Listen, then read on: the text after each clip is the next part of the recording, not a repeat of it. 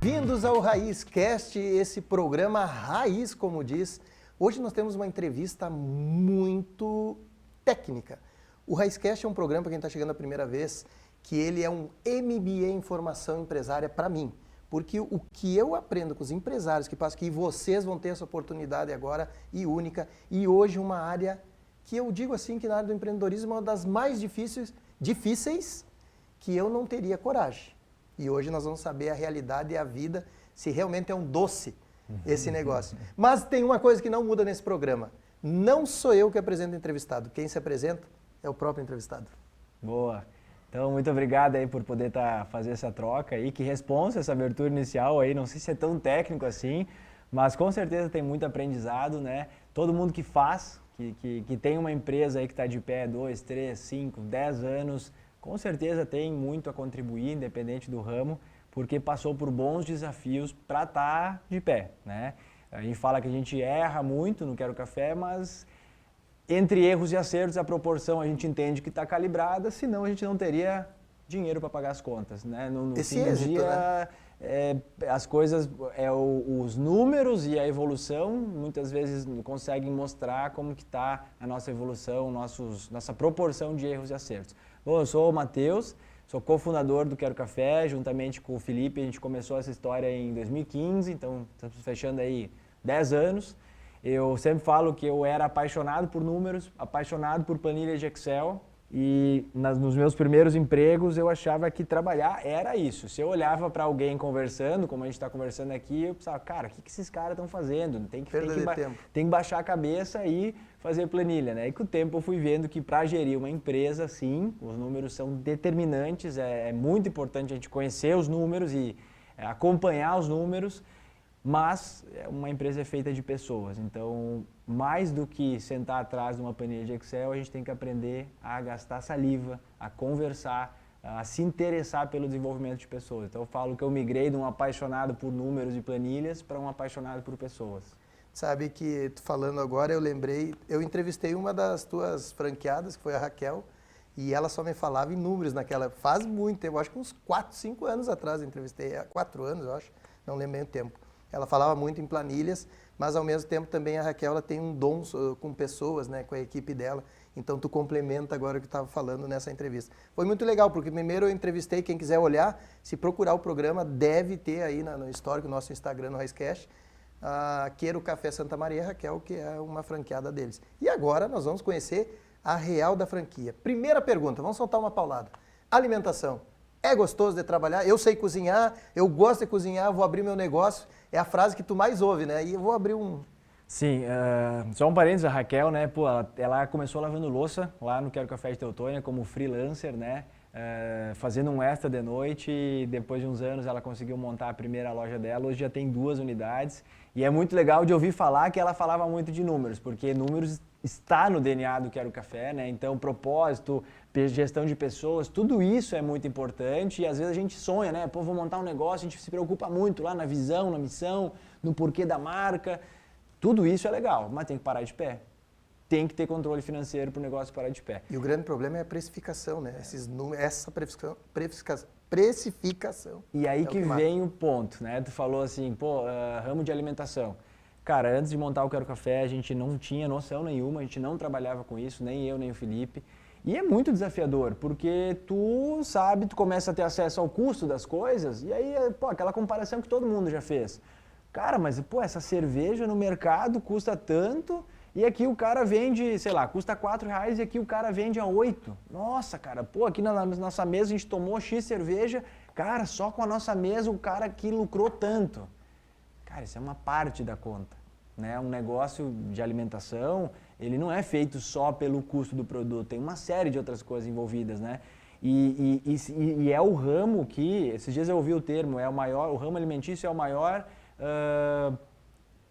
matador, né? De CNPJs, porque no fim do dia tu cozinha em casa, tu gosta, todos nós precisamos comer, então a gente deduz que a gente entende de alimentação e a gente uma hora, pá, vamos montar um negócio. vamos montar um café, vamos montar um restaurante. E aí, dentro de 2 anos, 50% do CNPJ de alimentação não sobrevive. E dentro de 5 anos, são 20% que sobrevive. Né? E se a gente dá uma olhada nas nossas cidades, nas ruas, pensa nos últimos 10 anos. As cidades têm aqueles lugares tradicionais que está nos 20%. Fazem um excelente trabalho, que estão anos, né, décadas às vezes lá. Mas repara nos negócios dos últimos 10 anos, quanto abre e fecha. E são negócios que às vezes são bons, começam muito bem, mas não é tão simples de sustentar um negócio de alimentação. Como toda outra empresa, é desafiador. Mas acho que a alimentação tem essa porta de entrada, uma barreira de entrada muito baixa, que todo mundo entende que por saber cozinhar bem em casa vai conseguir fazer um negócio, né? Então nós não sabíamos nem cozinhar muito bem em casa, nem sabíamos de alimentação, mas a gente, com muita humildade, com muita vontade, assim, eu falo que a gente deu certo, acho que só porque a gente começou lá em Teutônia e o pessoal deu a oportunidade, assim. Vou ajudar aqueles Vamos dar uma ajuda para os guris, vamos lá, que não está muito legal, mas eles estão esforçados, está escrito na testa que eles têm boa vontade, e a gente foi aprendendo no meio da jornada aí. Que ano foi que vocês iniciaram em Teutônia? 2015. 2015. Quanto tempo até vocês abriram uma próxima loja de vocês ou já foi franquias? Como é que foi esse caminho? Então, a gente entende que montou um negócio, no mínimo, diferente para a cidade de Teutônia, então foi chamando a atenção. Desde as primeiras semanas vinham pessoas, isso aqui é uma franquia, isso aqui é de fora, da onde veio? Porque a marca ficou legal. A estrutura era legal, né? O layout ficou legal. E tu vai para o interior, quando a loja ela é diferenciada, tu chega a perguntar, mas isso aqui é uma franquia. Bem isso. Vira o point da cidade. Para o pessoal da capital aqui vai entender, o cara do interior, quando olha uma loja bem arrumadinha, diferenciada, o cara diz, isso aqui é uma franquia, né? Isso aí. É isso aí. E aí, ao mesmo tempo, já vinha e daqui a pouco aparecia alguém lá e falava assim, cara, eu quero levar isso aqui para minha cidade. A gente não está pronto, quem sabe um dia. E aí a gente passou alguns meses, a gente começou a estudar, fomos conversar com um professor meu da faculdade, e a gente optou em contratar uma consultoria para ajudar a formatar e entender se o nosso negócio parava de pé no mercado de franquia e também como funcionava esse mercado, como funcionava o contrato. A gente descobriu que tem uma lei que rege o mercado de franquia. Fomos avançando. E a gente optou, cara, a gente tem muito vivo, aqui é raiz, a gente tem muito vivo dentro da gente, a síndrome do vira-lata, que é sempre entender que a gente tem a aprender, que se questionasse, será que o nosso trabalho está sendo bem feito? E aí, apesar na época, a consultoria ter falado, o modelo para de pé, vocês podem expandir agora via franquia, a gente falou assim, cara, vamos montar mais uma loja numa cidade maior, que tenha mais opções. Quanto tempo já vinha isso? 1 ano e meio. 1 ano e meio. Da primeira loja, a gente inaugura a segunda loja daí em Lajeado, né? Para, de novo, validar o negócio, para fazer uma loja mais profissional. Cara, a primeira loja, 2x3 era o tamanho da cozinha. A gente não tinha funcionário, então eu não tive frio na barriga de assinar uma carteira de trabalho. Claro que naquele momento já tinha ali 5, 6, 8 pessoas no time de Teutônia, mas montar Lajeado naquele momento já significava um investimento 5 vezes maior do que a loja de Teutônia, já significava... Eu lembro assim até hoje... Não ser conhecido, cidade com muito mais opções e, cara, um frio na barriga de assinar 22 carteiras de trabalho. Então, assim, tudo isso o franqueado ali na frente iria passar, né? Então, como eu ia dar um suporte para o franqueado se eu não tinha vivido essa mesma dor, essa mesma sensação? O próprio contrato de aluguel, onde é que tu acha que é mais barato um imóvel em Teutônia ou em Lajeado, né? Naquela época, então... Foi necessário para o nosso processo de amadurecimento e também para a gente validar o negócio, porque existia aquilo. Peraí, será que não deu certo Teutônia? Beleza, o lugar é bonito e tal, mas será que não é só a galera apoiando os guris, o amigo, a família, né? A gente precisava se testar um pouco mais. E também a questão da logística, né? Isso que eu quero até entender também. Também. E aí montamos Lajeado, segunda loja própria, aí a gente, o negócio para de pé. Não estamos 100% prontos, mas já estamos bem mais preparados para entrar no mercado de franquia. E aí, naquele mesmo ano, então, 2 anos depois da inauguração da loja 1, da criação do Quero, a gente inaugura a 3ª loja e primeira unidade franqueada do Quero Café. E aí a gente segue a expansão, conectando com esse teu assunto de logística, em espiral. Sabe, isso é importante tu falar, porque eu tenho, inclusive, no meu livro, está escrito ali, que todo negócio que tu quiser fazer tem que ser em espiral. Tu tem que, até por logística, por preparo, por tudo, ele tem que ir mapeando a região e crescendo. Muitas empresas que eu dei consultoria, muitas empresas que eu participo, eu vejo o grande erro esse pulo. Daqui a um pouco joga para lá, joga para cá e você perde. Dito isso, eu queria saber de ti, como é a questão da logística, da alimentação No começo, tá? Não agora com essa tua experiência, nós vamos querer saber com a experiência. Mas no começo, como é que foi essa questão logística? Porque tu tinha que fornecer. Onde é que era a segunda loja? A primeira foi Lajeado, que saiu. A Primeiro segunda... foi Teutônia, daí Lajeado. Não, a primeira Teutônia, mas a primeira fora de Teutônia, Lajeado, que era de vocês. Depois Santa Cruz. Aí Santa Cruz foi a primeira que era o café franquia. Isso. Aí Passo Fundo e a Garibaldi. Então até fica estou olhando, pouquinho pensar, longinho. mas é um espiral, Mas né? tá ali. Cara, como é que foi a logística? Perfeito, né? Então, assim, só para ficar claro, hoje tem pessoas que querem levar o Quero Café para o Nordeste, a gente ainda não está preparado para isso, então a gente vai cuidando porque a logística é determinante no nosso negócio. Mas não só a logística de insumo, né? Foi sempre duas balanças que a gente olhou. Tem que olhar o produto chegando, mas, cara, quanto tempo leva quando o Rodrigo estiver pirando o cabeção e precisar de ajuda? Quanto tempo leva para eu pegar o carro, chegar até ele e ajudar ele? Essa era a conta que a gente fazia. Então, assim, Santa Cruz, cara, 1 hora a gente está lá. Né? Se o franqueado está em apuros, está precisando de alguma coisa, em 1 hora a gente está lá. Passo Fundo, em 2 horas a gente está lá. Garibaldi, em 1 hora e pouco a gente está lá. Então, era sempre pesando a logística e naquela época, cara, o que a gente até brinca, o nosso sócio, o terceiro sócio, o Álvaro, que vem em 2017, como eu e o Felipe dominava a operação e trabalhava desde o início, desde o dia zero, no dia a dia, cara, o que ele entrou assumindo? Ajuda a não faltar produto. Tu é o cara que tem que cuidar para estar sempre suprindo. Estamos vendendo mais, tem um movimento mais forte. Pega o carro, vai no mercado, ajuda a organizar essa cadeia logística, né? E aí no início, muito distribuidor, muito atendimento local. Então a gente tinha homologação de produtos e tu podia achar uma solução de atendimento local, né? Por exemplo, a Nutella. Tu poderia comprar Nutella lá no mercado da cidade, né? Desde que fosse Nutella e não fosse algum outro produto. E outros itens, assim, fabricados numa cozinha central, o molho, o brownie, alguns itens, assim, que nós objetivamos na época levar para chegar nessas lojas e não ser manipulado, feito do zero em loja, para manter um padrão de receita, um padrão de produto, a gente foi para o mercado e buscar parceiros que faziam o transporte de produtos congelados, que isso é muito desafiador. Hoje, a nível de Brasil... Desafio, né? Tem assim, não dá uma mão de transportadoras de produto congelado que atendem as redes. Tem que estar uma temperatura menos 8, menos 10, né? Assim. Congelado menos de 20 graus, né? Então, e aí tem outra variável, congelado, refrigerado e seco, né?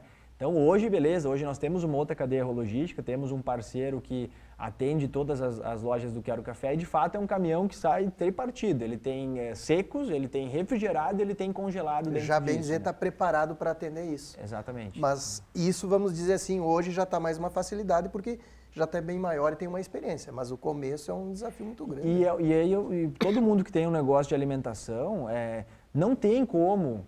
Eu acho que não tem como tu ser pequeno, ter uma loja em Lajeado, em Teutônia, e alguém quiser levar lá para Curitiba, e tu, é tentador, né? Minha marca vai estar em Curitiba, vou crescer, mas legal. Aí não vai seguir o padrão. Cara, tu vai ter muita dificuldade nesse quesito de transporte de insumos, né? Tu vai muitas vezes cair na mão de algum grande, só que tu ainda é pequeno, teu poder de negociação vai ser baixo e quando vê, tu vai afetar o CMV daquela operação de Curitiba e o teu negócio que era viável aqui começa a se tornar inviável lá. Então, e é isso que acontece na maioria hoje, né? Porque o pessoal só pensa, todo mundo pensa assim, vou abrir uma franquia.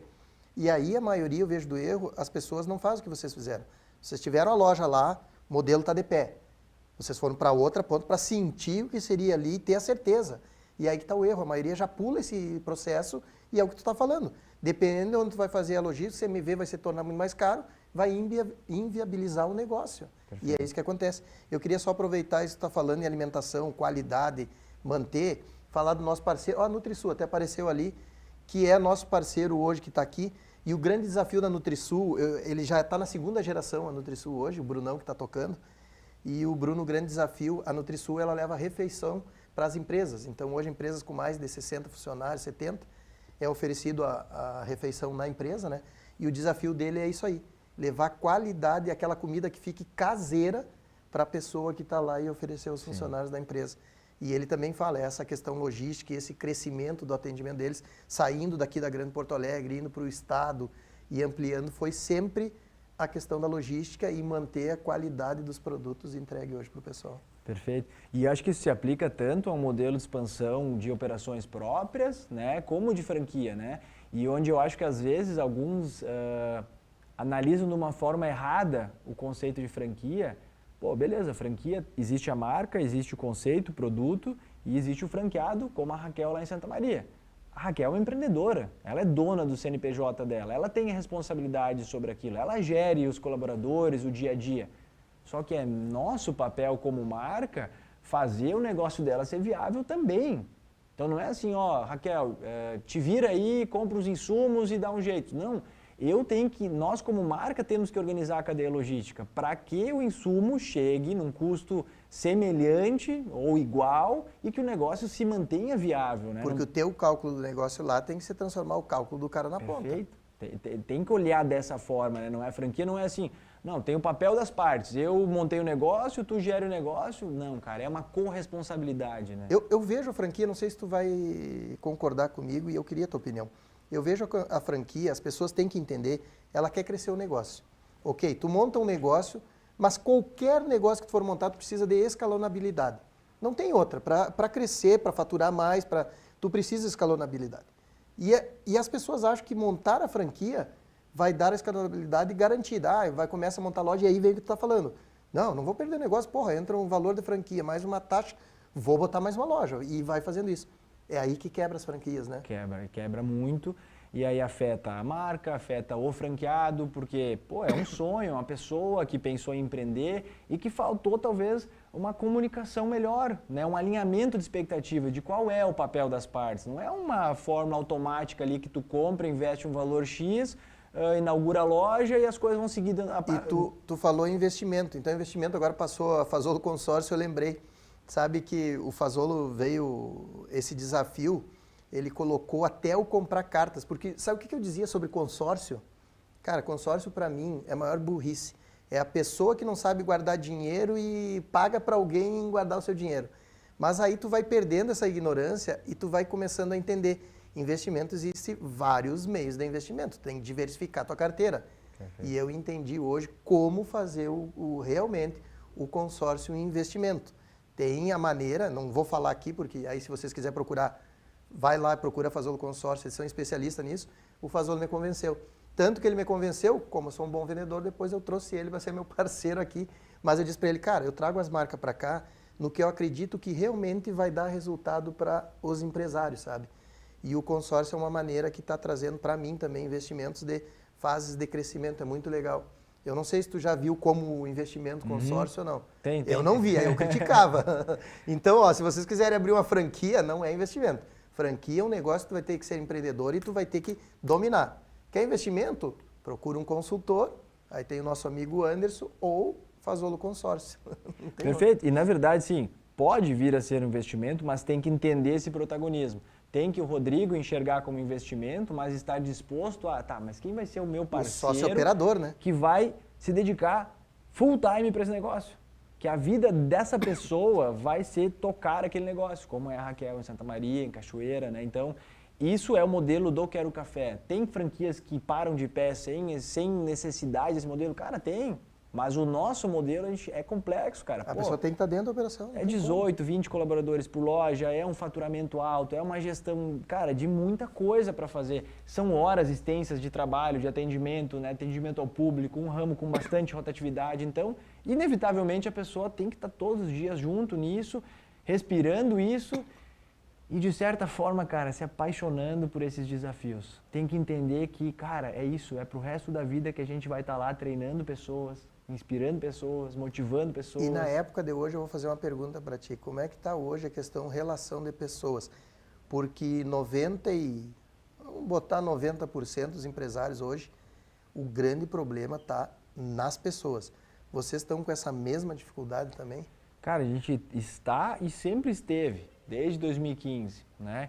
Então, é isso que fez a gente entender assim, cara, o erro faz parte do nosso negócio. Tem dias que tu vai numa loja do Quero Café e alguma coisa não vai dar certo, cara. O produto não chegou legal, o atendimento não foi um sorriso, não foi... Pois é, talvez naquele momento a gente vai estar operando com 7 pessoas, a gente deveria estar com 10.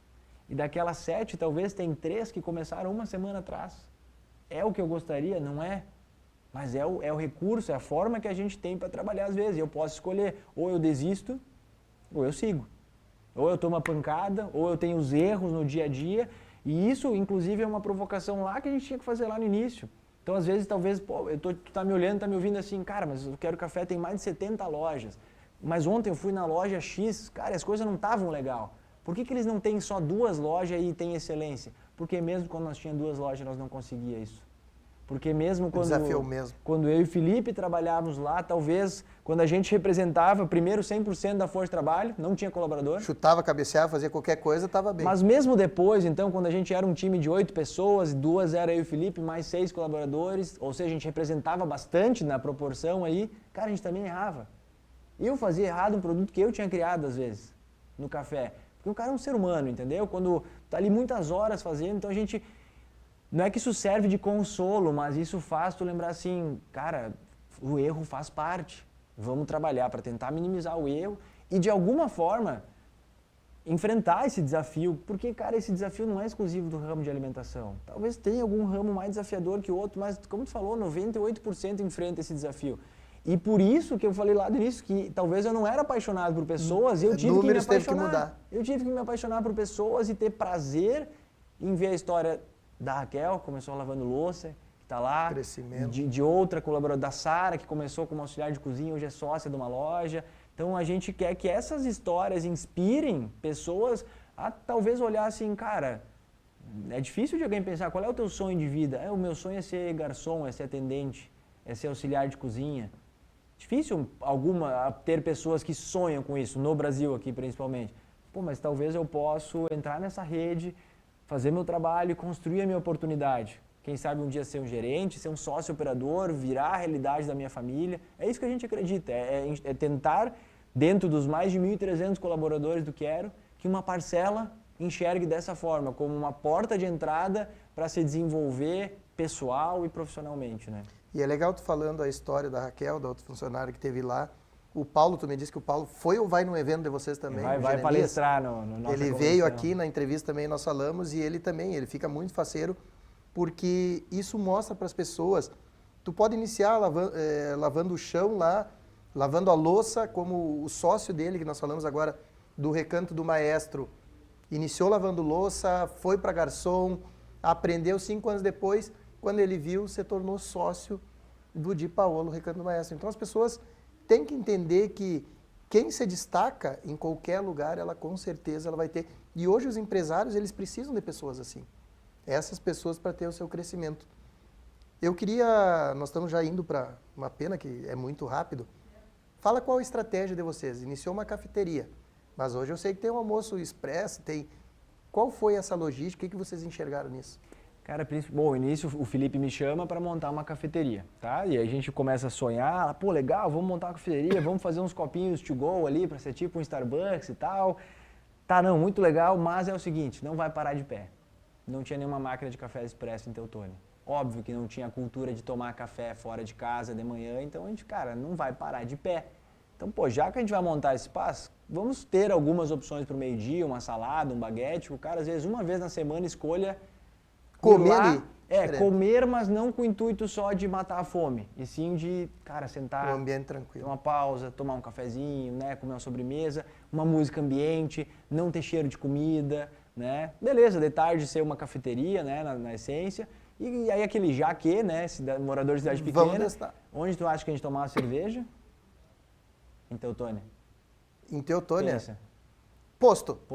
Tá, nós tomamos cerveja no posto. Nós, cara, já que o lugar vai ser bonito, será que não vai ter alguém que vai querer tomar uma long neck, aqui uma cerveja, uma caipirinha, comer uma batata frita? Então, por isso virou café, restaurante, bar, a gente brinca. Pô, é meio bagunçado. Se alguém não conhece... O que é uma cafeteria? O que é isso? Os caras estão atirando pra tudo que é lado. Pô, tu trabalha com marketing. Eu sempre falo, cara, a melhor coisa foi que a gente não contratou ninguém de marketing. Porque a pessoa ia nos questionar quem é a persona que vocês querem alcançar. Não sei. Toda a cidade, querendo todo mundo, cara, no diferente momento dele e tal, né? E o Quero Café é isso hoje. A gente só ampliou mais esse leque. A gente percebeu lá no início que nós estávamos, para algumas pessoas, se tornando consumo de exceção. Então, começou a vir pessoas de outras cidades. Mas elas vinham quando? No sábado, para comer aquele café com borda de Nutella. E a gente olhou assim, cara... Queremos esse público, mas não é esse público que vai sustentar o nosso negócio. O negócio é sustentado pela recorrência. Então a gente não pode ser um lugar de exceção e sim a gente quer ser um lugar de dia a dia. Por isso a gente ampliou mais no nosso cardápio, hoje 50% do faturamento de toda a rede do Quero Café vem de pratos. Não vem de café. 50% café, 50% dos pratos. 50% pratos, aí cafeteria ali é menos 50%, porque a gente também é um bar. Isso é legal para a pessoa entender. Né? Então, assim, é muito diversificado. E óbvio que isso deixa o negócio complexo pra caramba. Operacionalizar muito pior ainda. Seria mais fácil. Fala, pô, seria muito bom a gente vender só pão de queijo e café e ter o faturamento que a gente tem. Seria mais simples de tocar, né? Muito simples. Eu vou te dar um presente aqui, da Cainelli, nosso parceiro, tá? Fica para ti a lembrança, um vinho aí. Não sei se tu conhece, os guris são lá de Bento Gonçalves. Boa. Vinícola muito legal. Se for lá fazer a visita, já diz, ó, quero a visita especial aqui. Te agradecer muito, também Obrigado. te dar meu livro de presente, Método Raiz. Boa. Quero que tu, Com certeza. talvez, tenha um aproveitamento de alguma coisa em conteúdo aí. Boa. E queria que só deixasse uma mensagem final, um recado para essa câmera aqui, pro pessoal, rapidinho, que TV é assim, né? O tempo é... Perfeito. Bom, obrigado por todo mundo que assistiu aí. Eu sou uma pessoa apaixonada por empreendedorismo e acho que talvez isso que eu tive que aprender e sigo aprendendo, sou um eterno aprendiz de gestão de pessoas, de me apaixonar por pessoas, por me desenvolver, né, e por ajudar a desenvolver as pessoas. Eu acho que é um caminho inevitável, necessário para o empreendedorismo, né? Eu falo que ou tu tem que te apaixonar por pessoas ou o teu sócio tem que ser bom com isso, e o mesmo é para finanças e para números, né? São dois pilares muito importantes e, pô, é desafiador pessoas? Claro que sim, né? Às vezes se fala, o problema é as pessoas. Cara, o segredo também são as pessoas, né? A solução também Problema e são solução as pessoas. são pessoas. Então, é nosso papel tentar ser melhor, tentar conseguir evoluir e, cara, não desabar pelos erros. Se fosse por causa dos erros, a gente teria desistido há muito tempo, né? A gente erra todos os dias, não é fácil trabalhar, acertar e, cara, a gente tem que tentar aprender com os erros, não deixar eles nos derrubar, não ficar tolerante ao erro, claro que não, né? Não é isso que eu estou querendo dizer, mas saber que os erros vão fazer parte, a gente tem que aprender a lidar com os erros, né? Então, e, cara, controlar as contas porque não tem propósito e Fluxo missão de caixa, não misture. sem gestão financeira. CPF fraco, CNPJ fraco, já vai a dica, né? Isso aí. Então tá, muito obrigado, te agradeço. E encerro o nosso programa com aquela velha frase: fiquem com Deus.